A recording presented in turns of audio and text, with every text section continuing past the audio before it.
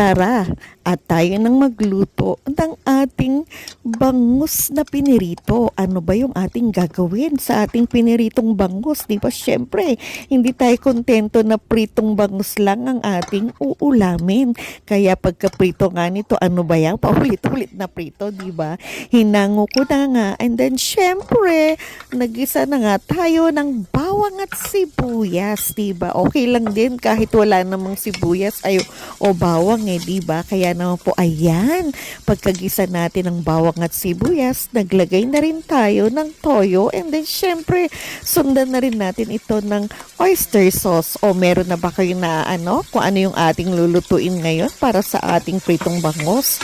Ayan, hayaan lang natin siyang maluto, and then pigaan na rin natin ito ng lime, lemon, or ng kalamansi, diba? So, kung ano yung available na pang-asim ninyo, ay okay na okay ito. Pero kami, ito nga ay ang lime.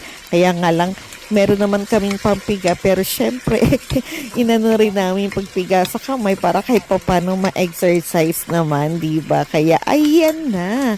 And then, syempre, sundan agad natin ito ng isang cup ng tubig, di ba? Pakuluan lang natin, and then of course, sundan na rin natin ito ng slurry o yung ating cornstarch na tinunaw natin, di ba? Sa malamig na tubig.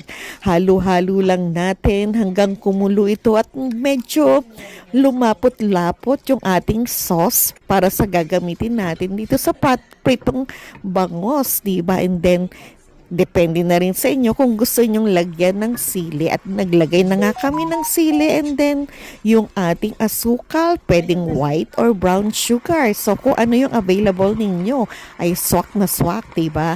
And then syempre ang ating pamintang durog, diba? Halo-halo lang ng gusto, lumapot-lumapot yan, and then eto na yung ating green na sili, diba? Kaya naman po, ayan, malapot na at okay na ang lasa niya. Nag-approve na nga ako diba? At eto na, ilagay na natin isa-isa yung ating piniritong bangus na talaga naman pong pakasarap-sarap nito, diba? And then syempre, gagarnishan pa natin ito ng sibuyas. So, alam niyo na kung ano tong niluto ko. Wow! Kung tumpak na tumpak. Correct na correct. Ito yung ating tinatawag na bistek na isda version, di ba? Kaya bistek na bangus na napakasarap talaga. Mapaparami na naman ang kain ko nito